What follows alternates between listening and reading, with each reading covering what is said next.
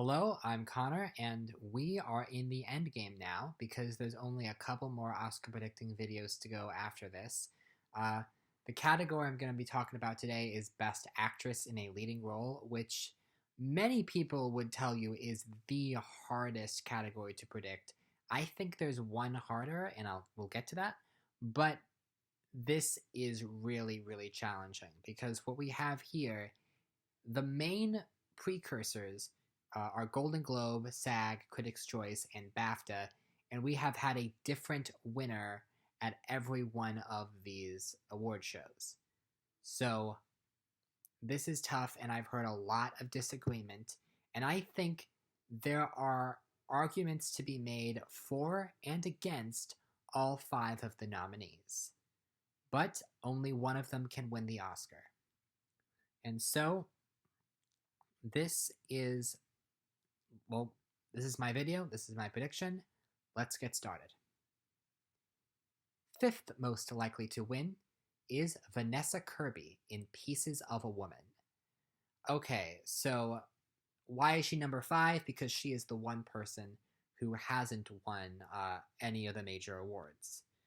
With that said, I think it's not impossible that she could pull off an upset win here. Because, for starters, because she hasn't won anywhere else, it would be a way to make sure that all of the nominees have something. And this is a very good performance. In a film that has audiences divided and people are saying is difficult to watch, some people are not getting past the first 30 minutes of the film, which I think is understandable once you see those first 30 minutes. But I do think that Vanessa Kirby's performance is very good, and even if you just watch the first 30 minutes, there is a lot to be impressed by. I think it's absolutely commendable what Vanessa Kirby put herself through, and I think this would be a fine winning performance. All 5 of the performances in this category would be a good winner. And Kirby is very good, but the fact that the film itself was kind of expected to get a little bit more than this. People were talking about Ellen Burstyn also being nominated, but that didn't happen. And I think a lot of people are having difficulties with the film, or with the fact that Shia LaBeouf is in it, and again with the difficulties. I think the home birth sequence is one of the most incredible sequences of the year. But I also agree that once the sequence is over, the movie loses a bunch of momentum, and I do completely understand why people turn the movie off after that. Again, her performance is simply out of this world, and it makes sense why some people would want to vote for it, but it also makes sense why people just don't care about the film as much, and I think she will get votes, and I don't think it's impossible that she wins. But at this point, you have to acknowledge that she is number 5. Fourth most likely to win is Andra Day for The United States versus Billie Holiday. Okay, so what Andra Day has going for her is she won the Golden Globe. That is a pretty big deal because the Golden Globe do have a very good track record for predicting Best Actress, although, to be fair, they have 2 categories, drama and comedy musical, so it makes sense that they have a better track record than most. And this year, the comedy musical winner is Rosamund Pike, who is not nominated here. I think it's hilarious that if Rosamund Pike had gotten that 5th slot over Vanessa Kirby, we would truly have all 5 of the nominees would have something. But this performance, okay, let's address the main things right off the bat. This is a very good performance. The film is not good. And that is not just my opinion. A lot of other people have expressed similar sentiments. And it could be seen as an upside that she overcomes a weak source material. However, I do feel like just people don't care enough about the movie or don't want to see the movie because they've heard it's bad. And even though Andra Day is very good, to a lot of people she won't be worth it. And I feel like if she was truly gonna sweep for this. I mean, sweep is weird. If she was truly going to win, she was truly going to overcome the odds, then the movie would have gotten in somewhere else. Like, it would have gotten some nominations somewhere for, like, best costumes or best makeup or best song. Even though I don't think the film is that good, I think there are places to reward it if they wanted to, but they didn't. This is the film's only nomination. And so what that tells me is they didn't want to vote for it anywhere else because they don't like the movie. And so, also, if it had one other nomination, then it would give an average Academy member a little bit more incentive to watch it. But as it happens, the film... And the other thing, too, is that Andra Day, this is her first big screen performance. Like, she was a vocalist before this. She still is, to some extent. But she's known as a singer, and this is her first big debut as an actress.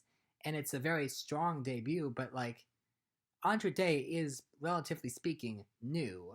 Like, nobody was saying, oh, we have to give Andra Day an Oscar. Andra Day, she's incredible. I've loved her and stuff. Like, no, this is a new talent, and she's well respected, but this would be like giving it to Janelle Monáe for Hidden Figures. Like, a great debut, but you do feel relatively new. So while Andra Day, also at least Hidden Figures was a better received movie that was nominated for Best Picture, like, so it's a weird comparison, but Andra Day, very good performance in this film.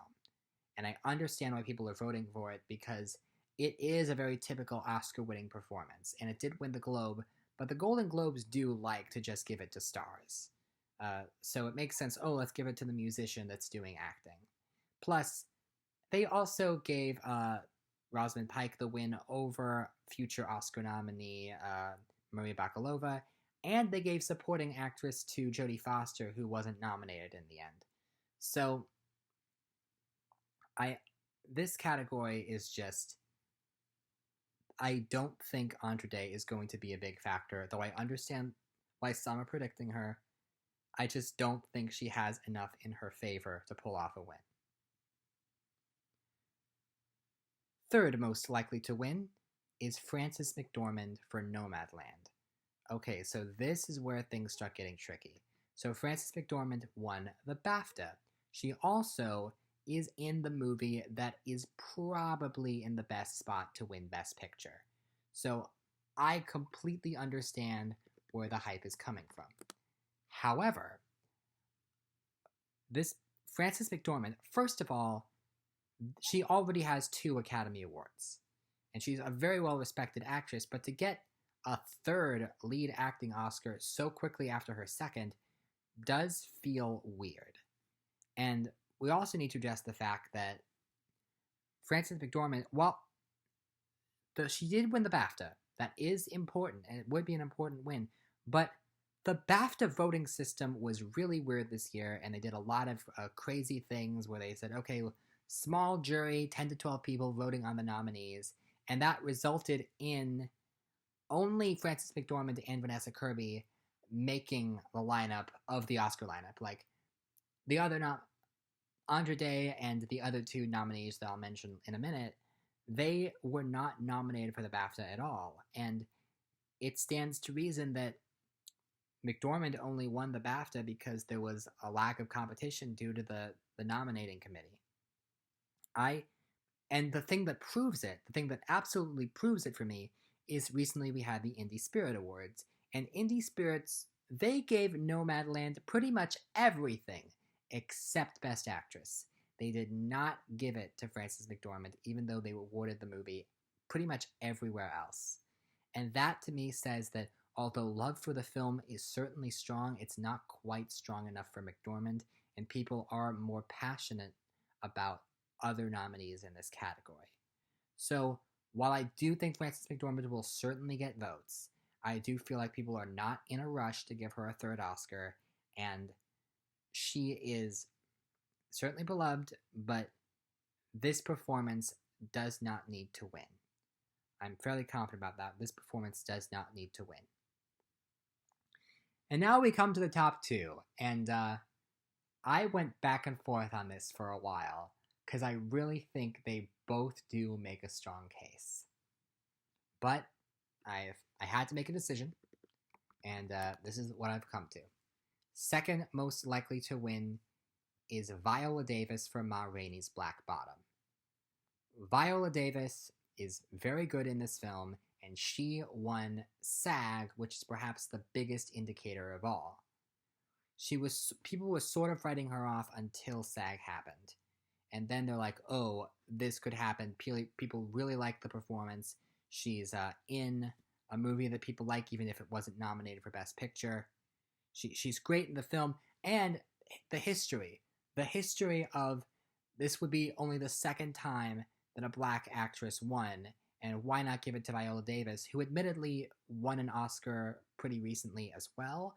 But it's moving from a supporting Oscar to a lead Oscar, which is considered a pretty big deal, and Viola Davis is really beloved. I do get the arguments. I do. However, Viola Davis, she may be loved, but there's a lot of things working against her. For one, she's not really lead. I think there's a very legitimate argument that you can make that this is a supporting performance. Or at least it's a performance on the same level as Daniel Kaluuya in Judas and the Black Messiah, who was nominated in supporting. It may be the titular role, but it's not really... The movie's not really about her. It's much more focused on Chadwick Boseman's character. And she definitely has the least amount of screen time of all the nominees. And then we have to acknowledge the fact that Ma Rainey's Black Bottom was not nominated for Best Picture. And the movie, we don't know how it got there, but it missed picture, it missed screenplay. It's expected to win at least 2. It's expected to win costumes, expected to win for Chadwick Boseman. And quite possibly could win for makeup too.